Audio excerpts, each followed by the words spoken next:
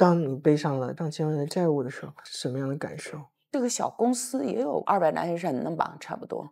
一开始说，哎呀，我创个业要倒了，后来就变成一门心思，一定不能倒，那就发不出工资了。好，我就到处去，一个一个找，谁我能借点钱出来呢？我觉得当时就是有点病态，这段经历也打碎了自己的所有的自大。自信全完了。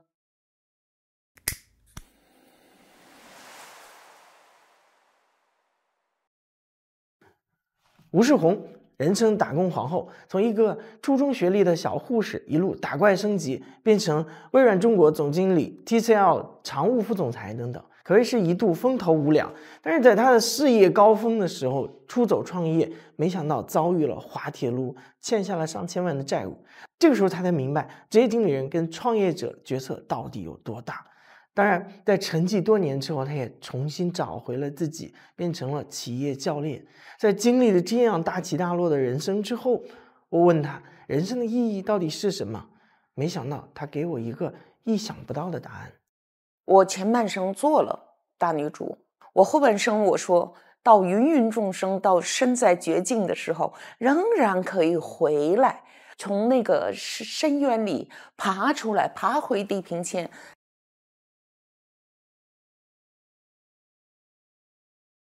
从特别小的时候，小到出生第57天，那个时候妇女产假是56天，所以从第57天我就被送全托了，一直拖到6岁多要上小学之前，挺狠的。等我稍微有一点记忆的时候，然后我爸妈吵架的时候，我爸以为我向着我妈，我爸就说：“你小时候你妈要把你给人的。”然后我说：“妈，你怎么能给人？”我妈又冲着我爸说，又冲着我说：“是你爸说先不要你的。”你知道吧？是这样的一种，就是特悲愤，特悲愤，是有一种被抛弃的危机感的。我甚至4岁吧，一个下雨的春天的晚上，我就出走了，小鸭子似的，一个人啊，就出走了，然后被警察叔叔给抱回来了。所以，我最早我有意识的希望我周围的阿姨，幼儿园的阿姨都最喜欢我，可别不喜欢我。不喜欢你会怎么样呢？害怕呀，就会被冷落。对，从特别记事儿的时候，就特别要周围的我认为重要的人都千万喜欢我啊，千万别不喜欢我，特别察言观色。我记得可清楚了，有一次那个我逆风飞扬烈血，我估计等到我这个记忆不好的时候都还会记得。然后阿姨就把我，因为我干嘛了，反正阿姨就把我就关屋子里了，不是黑屋，但是冬天天黑的很早，就变成黑屋了。吃晚饭的他没叫我，我就在那儿一声不吭。后来我才知道，我心里大概就是有这个预谋。他们到6点钟、6、7点钟左右，就是要换班，阿姨一清点少了一个，哇，惊天动地，就听着他们在外头喊我名字，你知道吗？我估计那个时候如果有影像，应该是露出了阴险的微笑。这报复成功了。那么小孩儿，对，那么点小孩儿，他们先是找各个屋子，然后这个屋子黑的，进门开灯，看我就在那爹那儿坐着，他们以为这孩子傻了呢，然后就过来抱着我，哎呀揉，哎呀怎么样的，我也不哭我也不闹。后来阿姨就说已经简直是阿姨爱你啊什么的。我说阿姨要最爱我，最爱那意思。然后出去一劲嘱咐，别跟你爸妈说啊。我说阿姨最爱我，我不跟我爸妈说。成功获得了关注。对，然后呢，这种东西再长大，慢慢的就变成极度自卑的。你别让人看见比较好，你可千万别引起任何的注意。然后呢，就特别蔫儿，特别老实，就是走路都贴边儿。等到我一旦有机会，一旦进入到能多挣一点钱的外企的时候，那就特无比珍惜这个饭碗儿，太珍惜了。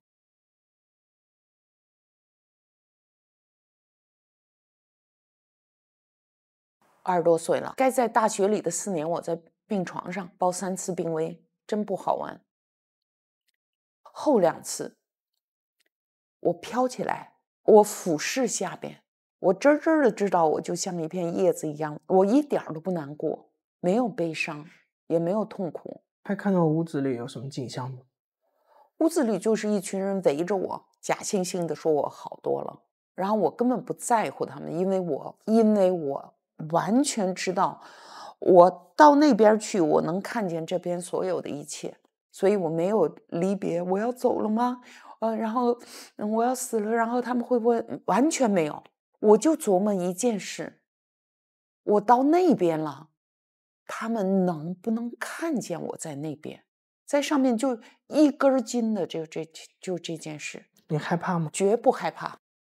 我觉得这件事特别有意思，所以我相信那是一个临界吧，中阴的状态。哎呀，那个相信啊，就是我在那边一定知道这边所有的事情，看见我所有我在乎的人的情况，那我痛苦啥嘞？是不一样的，是绝对真实的，就没有重量的，俯视着下边，奇了怪了，没有任何一个人往天花板上看。我这也是可能当时的一种记忆。所以有了这样的死而复生的经历，你对生命、生死有了不一样的理解。所以你知道为什么后边我就玩命，自学的时候那么玩命？我很长时间我相信我从此已经是金刚不坏之体。在大病的时候，在最后出院了之后，那是一个分水岭。我无论如何要改变一个活法，自卑还是自卑的，极度自卑的。但是我怎么能找到？我兜里没钱，手中无剑，我四顾茫然。你看哪招生都要大专以上文凭了，我1个月30块钱够干什么的？一天1块钱。哎，有一个自学成人，自学高考。这个好像我是要算账，公共汽车费和报名费都要算清楚的。那个教材我可以问清楚了，然后抄下来。那会儿也没有手机，啪，那找一个响，出去四处借。当时为什么不能跟父母要？我爸爸是没有钱，我爸那会儿已经沦落到就是在街道打点零工什么的，每个星期只有他老人家。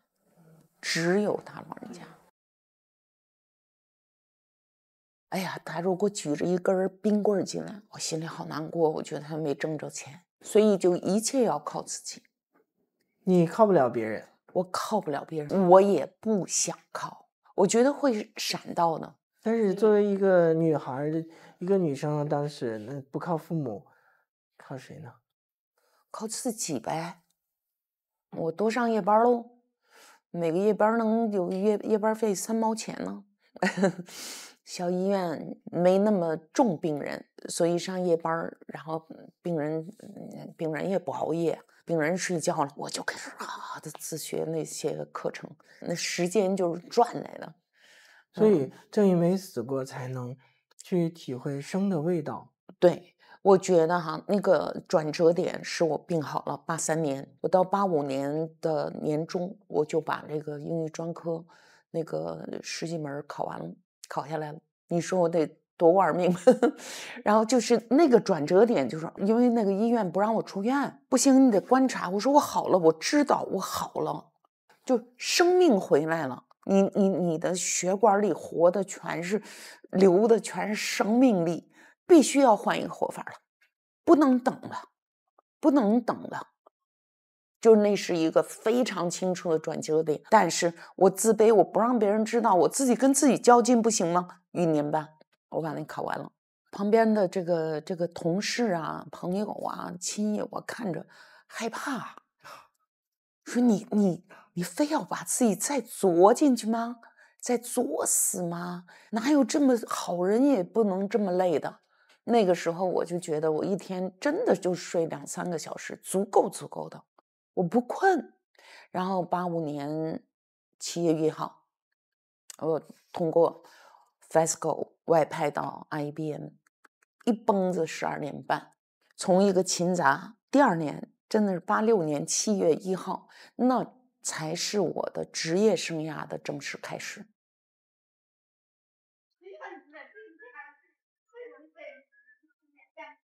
倒数第1站是 IBM 中国渠道的总经理。刚才我说从自卑到自尊到自信，后边那个自大了，自大的不得了。刚一这个上任微软，那时候惊着了我一下，尤其在微软挫折，那公司政治挫折，我有挽回，然后又自断左膀右臂，临时这个组一个团队，火线淬炼成兄弟连，真的是完成不可能的。我真的以为我做什么都可能了，都可以了。但是我的错误是我自大到以为职场这些历练，我商场一定能行。我其实当时都不是特别清楚职场和商场这2者之间的区别的。就即使做到这么高位的职业经理人，创业也并不容易。职场有人给你兜着，实在是那个老板过不下去了，给你还得稍微有点这个爱点面子的，还得给你N+几呢，先把员工给交代好呢。但是您看之前做的是这么大一个盘子，那你后来再做一个小创业项目，这不是砍瓜切菜一样吗？不应该是这样吗？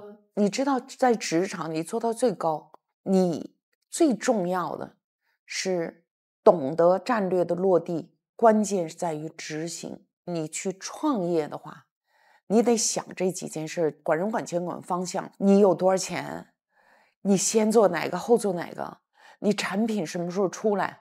最要命的是，我以为我在微软做过，我做个产品嘛，我可能看得懂产品，我没做过产品，但是这个产品是如何去定位，如何去卖给谁，你就简单的说你是做教育领域的啊，你还是去说从这个媒体切入啊，真的，要不然我也不至于那么被忽悠了。这是您擅长的领域。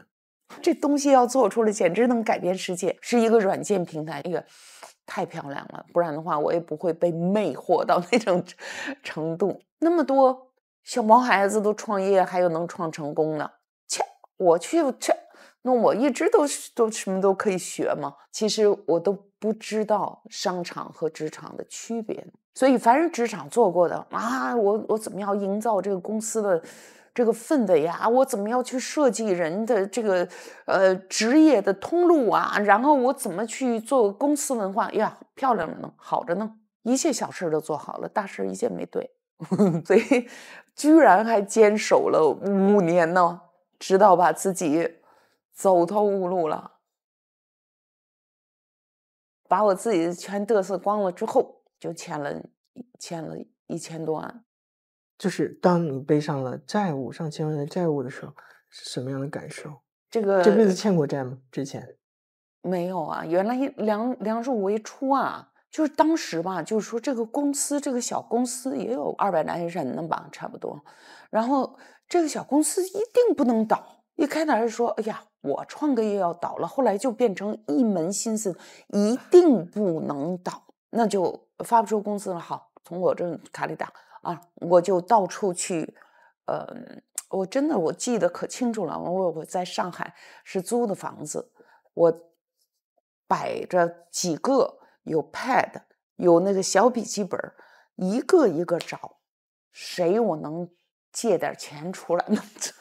你倒是赶快想，是我们如何迅速的跟人去合作啊，弄出个产品出来啊，你得有点现金流什么的。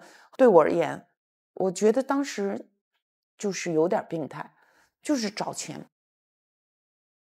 这段经历也打碎了自己的所谓的自大，所有的就是自信全完了，然后就回来就欠了这个债，想一件事怎么还。首先呢，就想我自己还能再去打个高级工呗，1年200-300万的什么，咱们打几年不行啊，这样谁要啊？擦个草标也卖不出钱来。为什么当时有这样的经历，还有这样的创业经历，为什么反而自己卖不出去了呢？我觉得也是自己的自信、自尊都已经被砸碎的差不多了吧。就陷入到完全自我否定了。对，而且呢，稍微有一点什么障碍呢，我再发个简历出去啊，就都不愿意深想。其实好多条道呢嘛，但是有一点那种感觉，就是那人家怎么看我，我还不如自己了断呢。就有点这样的，还是被认可的那种虚荣心的。对，怕失败，怕别人在后边嘲笑我失败，怕自己都否认不了我失败了，那还不如就死了之呢。身后谁爱说怎么说，爱说什么说什么。我觉得我那个抑郁其实可能有个，就从我疯狂找钱这件事儿，可能就其实已经开始了。我那房子不是抵押，是过户，所以我到还清楚站，我再花一笔钱再把它过户回来，赎回来了。 8年半。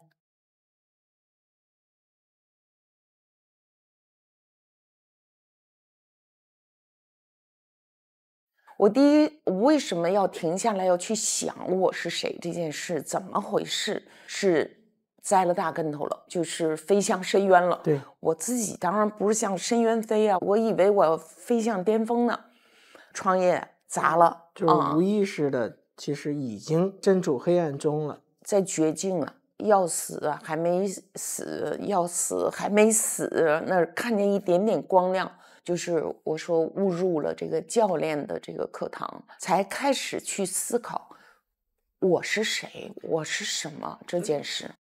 所以还是现在好。自己可能当时就是一个僵化的没有开悟的，就是窄的，叫那个英语叫 tunnel vision， 就是在一个隧道里边，你就看不会看旁边。但可怕的是你丝毫不知，甚至我不感觉知啊，我感觉得很好我一往无前，我太棒了啊！真的是以前是这样的。所以是你的人生剧本是一个大女主知道死，但是却没有一天知道我是谁的一生。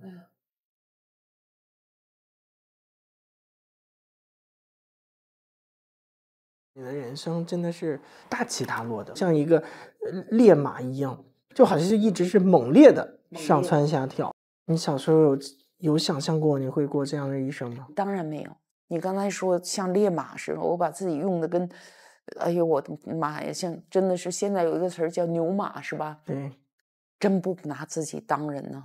什么睡觉、吃饭这些事儿都没有一件事儿是比这个我眼前的要做的这个工作，然后我可能还能够走得更高，没有比这重要的。一死磕那么多年，拿自己不当人，然后其实这个也真的不足为训，我觉得也不足为训，也错失了生活里很多更多的美好的东西啊。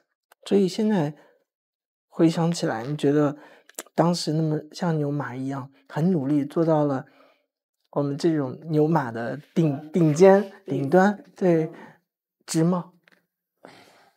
总体来说还是值的。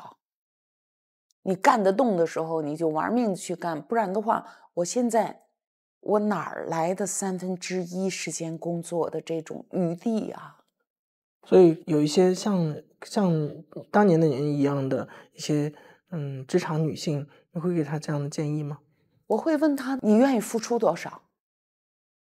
她说我希望像你一样努力，然后变成一个。但你愿意像我那么多年，然后没有家庭，然后没有孩子，然后这个独自一人，然后当你老了的时候，你愿意吗？你还想要别的东西吗？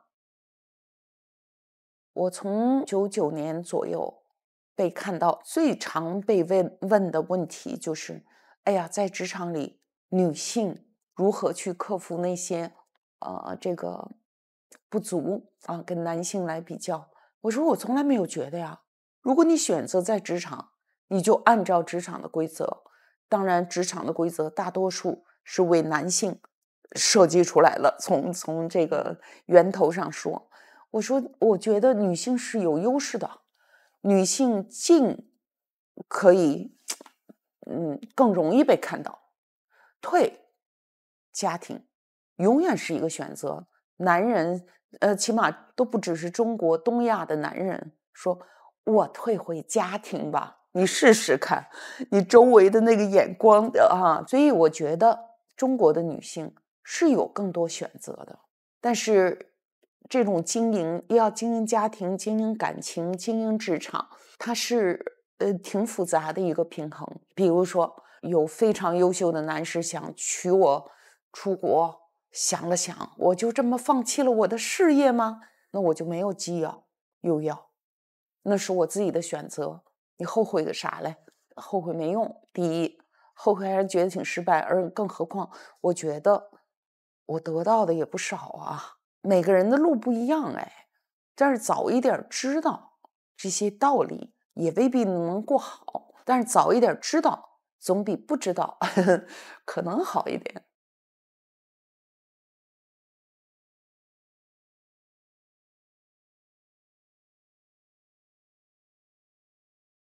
2018年，我参加一个叫东岳先生学习坊，到最后一天的最后的问答环节的最后一个问题，然后我旁边一个小女孩就都带着哭声说：“先生，人生的意义是什么？”那先生最后一句在班里说：“人生毫无意义。”我当时听到的是噼里啪啦的碎裂的声音。你凭什么那么多年那么大的自我，以自我为中心？我认为就在那一刻我就找到我是谁了。我是芸芸众生中的一个，就这个族群，这个地球对我而言，我对它没有意义。我认为我每天能活出意义感来，就是首先我自己得是快乐的。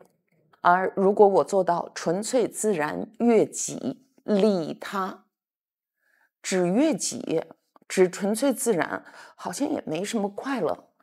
悦己和利他这是一对儿的，必须同时的。对，必须同时的。所以你刚才那问题，你是谁？我找到的答案是我谁也不是。我跟这个世界的关系原来是微不足道的。所以你就踏踏实实的好好做好，干好每一天，不演了，只做自己喜欢做的事，悦己利他。对，活在当下了，非常当下。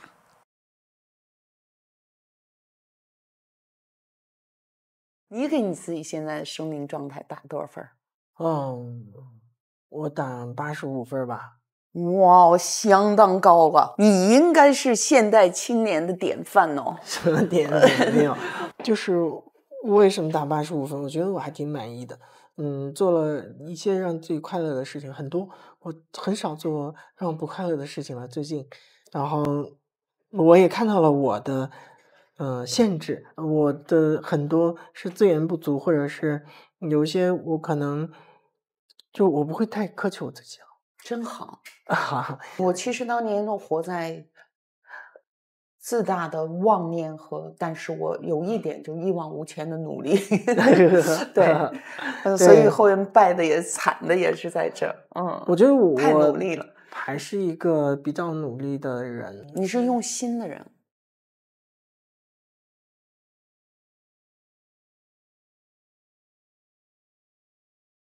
像这样的访谈我不爱接，但是我知道我说很久没做了，做一次，我看你梁子那有点意思，有点意思，我能从你眼睛里看见是有真的好奇的，那就聊呗。